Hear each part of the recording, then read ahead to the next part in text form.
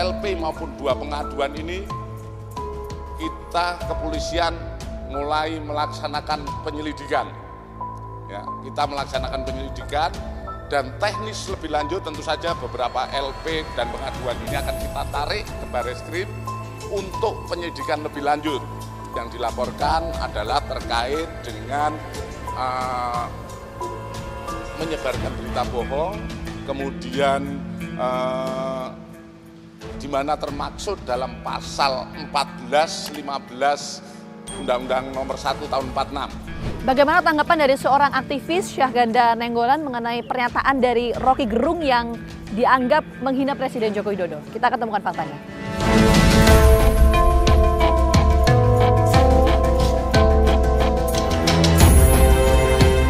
Saya ingin masuk ke konteks pernyataan yang disampaikan oleh Rocky Gerung. Nanti menurut Anda itu bentuk penghinaan nggak? Ya pertama kan kalau kita kan lihat tidak hanya lihat teks, kan tadi ada konteks ya. Jadi kalau teks dan konteks disatukan itu utuh, sebenarnya nggak ada masalah, bukan penghinaan. Karena pertama kan konteksnya itu Rocky bicara di depan kaum buruh, yang masyarakat kecil, masyarakat marhen, masyarakat wong cilik, yang dia harus memberitahu kepada mereka tentang perjuangan dan arah perjuangannya. Yang kedua, bahwa dia memperlihatkan bahwa orientasi politik dan ekonomi kita diarahkan ke Cina, di mana IKN sebagai salah satu modus diberikan untuk desainnya ke Cina, pengelolaannya ke Cina dan lain-lain. Padahal itu ibu kota yang harusnya sakral dan harusnya boleh negara lain tahu gitu. Apalagi diberikan kepada negara lain. Jadi Rocky mengkritik itu.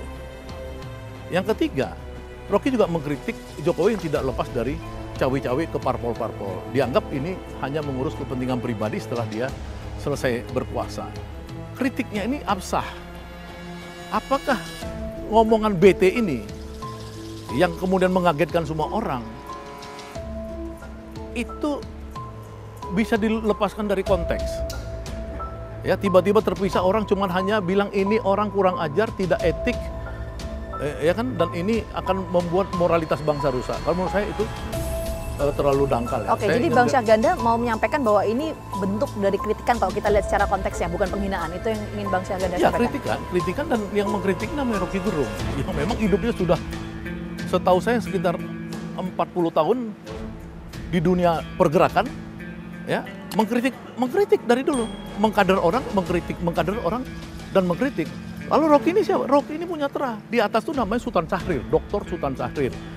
Pendiri Partai Sosialis Indonesia, bukan PSI sekarang, PSI yang lama.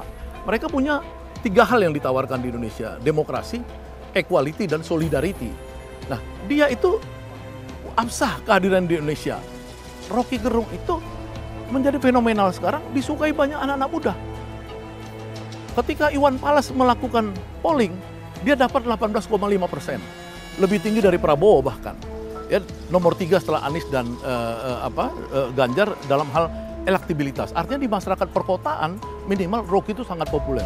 Menurut Anda kenapa kemudian pelaporan ini bisa kita lihat kurang lebih itu ada 30 pelaporan yang masuk berkaitan dengan Rocky Gerung. Yang pertama kan pelaporan soal yang kontroversi yang disampaikan oleh Rocky Gerung. Itu ada apa sebenarnya? Kalau menurut pertama kan saya tidak melihat itu spontan dari masyarakat. Saya kan melihat itu ketika Hasto PDIP pertama sekali melakukan satu agresi ya, langkah agresif untuk mempersekusi dan melaporkan Rocky. Baru kemudian tentu karena dia punya jaringan se-Indonesia, PDI dan lain-lain, maka kemudian kita melihat ada gerakan di mana-mana. Dari Kalimantan, dari mana-mana, tapi saya berkeyakinan bahwa itu terkait dengan dia sebagiannya. Oke, dari mana indikator itu? Hah? Dari mana indikator? Ya karena mereka bergeraknya setelah PDIP melakukan itu. Nah yang kedua itu kan adalah kelompok yang disebut sebagai Benny Ramdhani.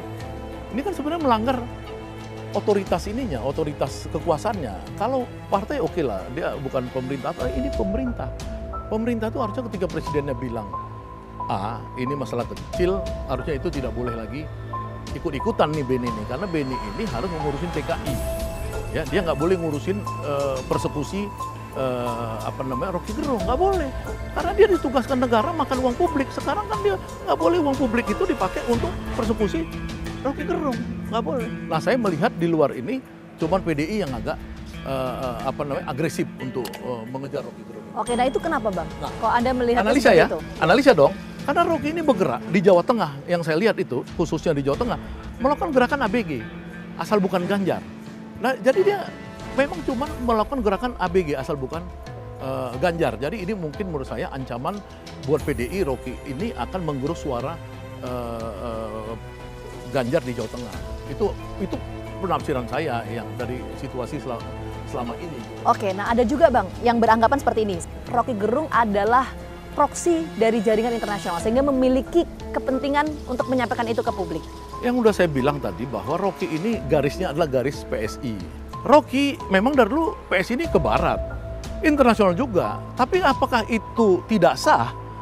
Jaringan itu, pikiran itu, pandangan itu, menurut saya sah-sah aja. Yang paling penting dia tetap dalam porsi di mana dia tidak menjual Indonesia ke negara lain. Oke, berarti artinya Bang Syahganda membenarkan bahwa Rocky Gerung itu adalah proksi dari jaringan internasional? Bukan proksi, maksudnya pikirannya itu. Karena kita di dunia global, mana mungkin pikiran kita bisa kita batasin seolah-olah Indonesia itu ada tanpa dunia lain.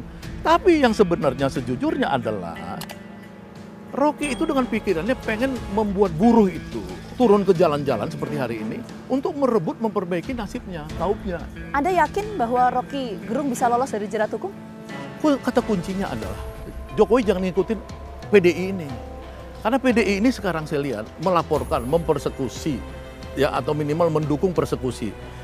Terus kemudian satu lagi itu tiba-tiba ada lagi kasus HMI bakar bendera, PDI langsung laporin polisi. Sekarang Rocky ada kasus dengan Yosana, polisi. Mereka ini kok nggak terlatih dengan dialog. Ya, demokrasi itu mendahulukan dialog. Kita harus pro kepada pikiran-pikiran yang dialog. Oke, baik. Terima kasih banyak Bang Syahganda. Nanti kita tunggu perkembangan dari kasus ini seperti apa. Sekali lagi terima kasih banyak sudah meluangkan waktu untuk kami. Ada beberapa fakta yang berhasil kami kumpulkan di lapangan. Proses hukum terhadap Rocky Gerung masih terus berjalan sampai saat ini. Sudah ada lebih dari 20 laporan yang masuk ke Barreskrim Polri berkaitan dengan kasus yang menjerat Rocky Gerung. Pihak pelapor meyakini bahwa Rocky Gerung akan ditangkap dan ditetapkan sebagai tersangka. Namun ada juga yang beranggapan bahwa pasal yang diterapkan terhadap Rocky Gerung ini tidak sesuai lantaran apa yang disampaikan oleh Rocky Gerung merupakan sebuah kritikan terhadap kebijakan, bukan sebuah penghinaan. Lantas bagaimana nasib dari Rocky Gerung? Kita akan tunggu perkembangan penyelidikan dari pihak kepolisian. Saksikan terus Fakta setiap hari Senin pukul 8 malam hanya di TV One.